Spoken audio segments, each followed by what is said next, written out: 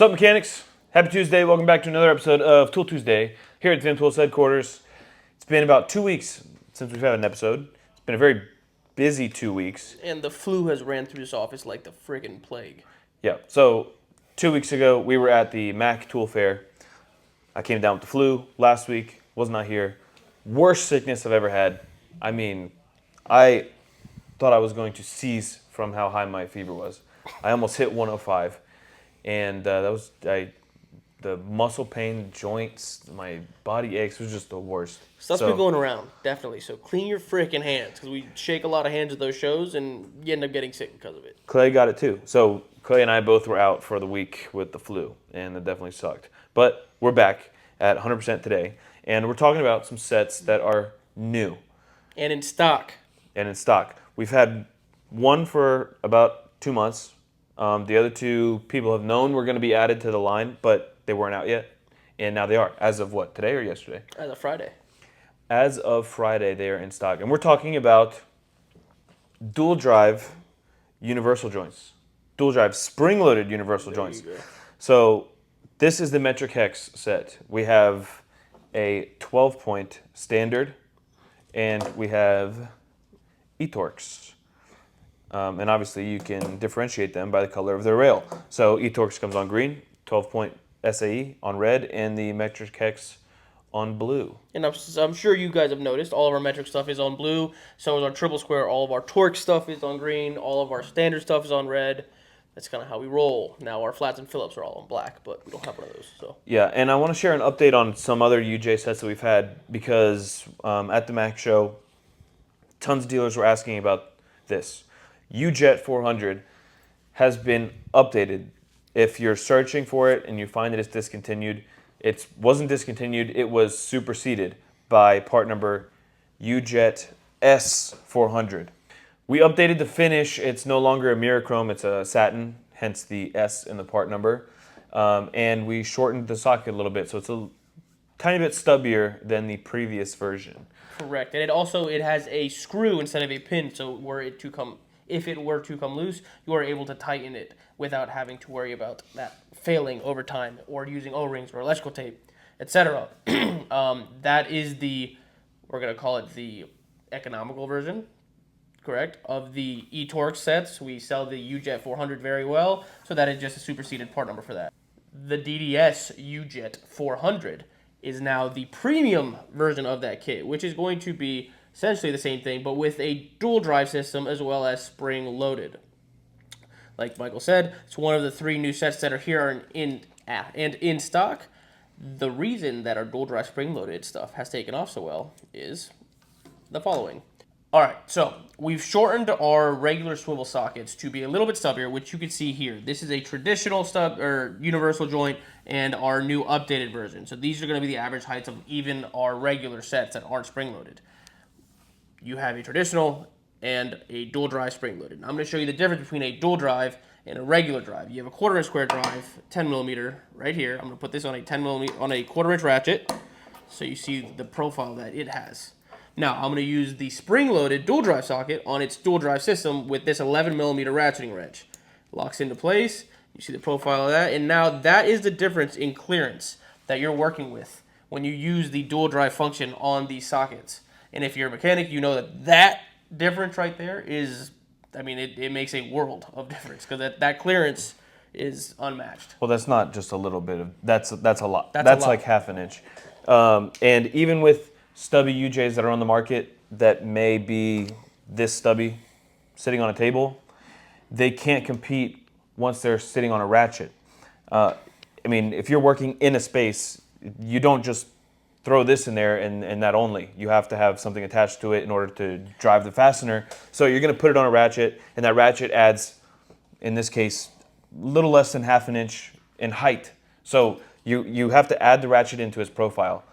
With the dual drive system, that ratchet, I know a lot of you are going to say, it's a normal ratchet, it's a normal size ratchet, but a lot of you are going to say that we're being scumbags and that we're skewing in our favor because this ratchet's too thick or whatever it may be. So I went ahead and I grabbed a super slim, very popular brand, ratchet here. You can see, this thing is freaking slim. The profile is about the same. For a ratchet, this is tiny. I'm going to stick the 1/4 inch on that one and still compare them so that you can see the difference.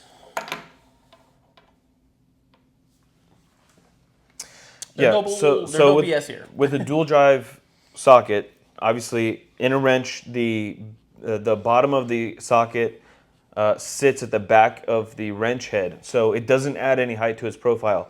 If you're wondering if that fits in an area, in like a specific tight spot, let's say in the dash somewhere, if the socket fits by itself, it will also fit with the wrench because it adds zero height to its profile, as opposed to a regular universal joint where you need to add a ratchet to it. It adds height to its profile. So these are, without a doubt, the lowest profile universal joints on the market. And now we claim lowest profile because they are not the shortest. And what I mean by that is that a lot of you may compare it to, per se, the Knee Pros version. The Knee Pros has a very stubby universal universal joint socket. And it's shorter than this by about 5/8 of an inch, but it has a ball swivel system here, which means it only swivels about half as much as this one goes. This is about all you get in terms of swivel out of that Knee Pros because we've used it for testing. Whereas this one, you almost get the full 45 right there. Well, but also when you use the Knee Pros on a ratchet and you throw this in a wrench, this comes out shorter. Yes. So when you actually need to use them, they're shorter than even the shortest. That's why it's the UJ lowest sockets. profile. When you need to use it. When you actually have to use it, it is the shortest, most low-profile universal joint on the market, hands down. Speaking of needing to use it, that's why I wanted to bring up this With wrench. full flexibility. Like he was saying, if you make an ultra stubby universal joint, most people just sacrifice its flexible range in order to make it low profile. This is not the case. You still have full flexibility with even lower profile. Correct. So this guy right here is our And spring-loaded. God. And they're spring-loaded. They are spring-loaded. So they always stay tensioned. And when you're going somewhere deep, you don't have to worry about, if you've had it for a long time and all of a sudden it's floppy, you don't have to worry about having to place it on the socket. You worry about going floppy somewhere deep? Shut up. I had to do it. He was interrupting me. All right. So the FRW11 is this bad boy right here. As you can see, it's pretty simple. Looks like a little wrench. Box end on one end, flex end or flex head, ratcheting, reversible on the other. Now, the beauty of this little guy is that, as you can see, and I think I've showed it, I definitely showed it on here before, but you see a retention ring right there. I'm pretty sure you can see it. It has a retention ring on this side as well as on the fixed end for the simple reason that you can lock these into place. So you can use any 11 millimeter wrench, whether it's ratcheting or box or whatever, but these have specific locking retention rings that allow you to lock it in place so you don't have to worry about it slipping out. And we also included it on the box end, like I said, which is something that only we have when it comes to a fixed end. So you get a little more torque out of that. Yeah. And again, you can use these also on a 1/4 inch ratchet. So it's not that they don't just fit in a wrench. For anybody that doesn't know how dual drive stuff works, it has a hex outer base so you can use it in the wrench, but it also has a square drive so you can use it on a ratchet as well. And those grooves along the base are what allow it to lock in with the retaining ring in the wrench head. Correct. Now, like we said, we have the 3 sets. The eTorx is the DDS-U Jet 400. The 6-point metric hex is a 10-piece set that is the DDS-U JM 400. And then we have the 12-point SAE specifically designed for you motorcycle guys and you aviation technicians. 12-point SAE, 9-piece set, I don't know the ranges off the top of my head. So the eTorx goes E4 through E16. The metric hex goes 5.5 millimeters to 14 millimeters. And then we have a 3/16 to 9/16 on the standard set. And for the wrenches, obviously we just have this one for now, which is the FRW11. But we have some other options coming that are going to be pretty cool. Yes, we will have some more leverage-friendly options. We started with the short one because obviously when you're using swivels, not obviously, but when you're using swivels, most of the time you're working in some tight quarters. Not all the time, most of the time. So we figured the smaller the wrench, the better, more versatile it'll become when using it with these sets. But yes, we will have more options available soon, and they will be longer in this vicinity. Yeah, and as for our So we were saying earlier, this is now going to be the premium line of universal sockets from Vim Tools. The everything else that we previously had is being updated on the finish, on like he was talking about the pin, the stubbiness. So we're making them better, but they're not going to be dual drive and they're not going to be spring loaded. So they're going to stay, at the cost they were. You're going to have the economical versions and the premium. And then these ones, which are a little bit more expensive, as they have the spring inside and the dual drive system, which is patented. So, and they come on mag rails. It'll definitely be a whatever floats your boat type decision. You can choose whatever you want. You can get the premium Torx, the standard 6-point. It is what it is. You have both options available to you, which is why we did it. I would love to tease the one option that we have coming for this. We don't need to do that anymore.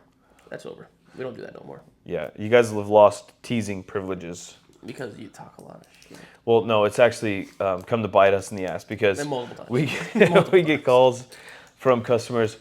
Hey, why isn't this out yet? We'll tease something, and then 2 months later, just all the comments are filled with, why isn't this out yet?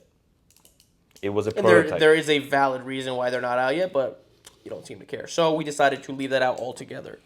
But yeah, and some projects experience delays, and we don't want to show something thinking, we're 6 months away, and then it turns out we're a year away. Because as most things, especially in the world of business, things don't always go as planned. And there are delays. And if we just don't tell you about things beforehand, you won't know. Yeah. That, and when you're designing tools that are new to market, showing them publicly before they're out is not a good idea. As we've seen with some of things already.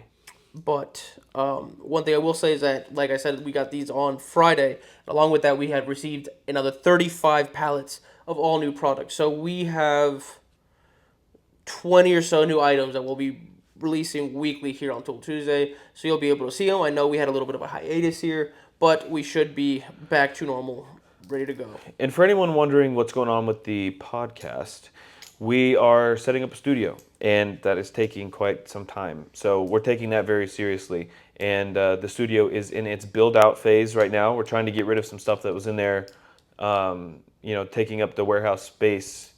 And as soon as that's gone, we are going to be building it out for not only our podcast, but to be a shop setting for our Instagram videos and other things that we want to do marketing-wise. So maybe we can get a car in there, and we'll start working on it, and we'll have some car-related content, not just tools.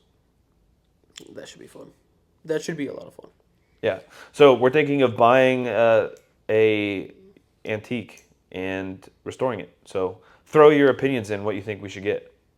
What would be cool to see us... And it doesn't have to be antique. I'm up for C6 Corvette or Terminator Cobra. That'd be sweet. I think we just got $100,000 just throw at this. Not $100,000. You get. I mean, if you're gonna restore it, that's what I'm getting at. Well, yeah, exactly.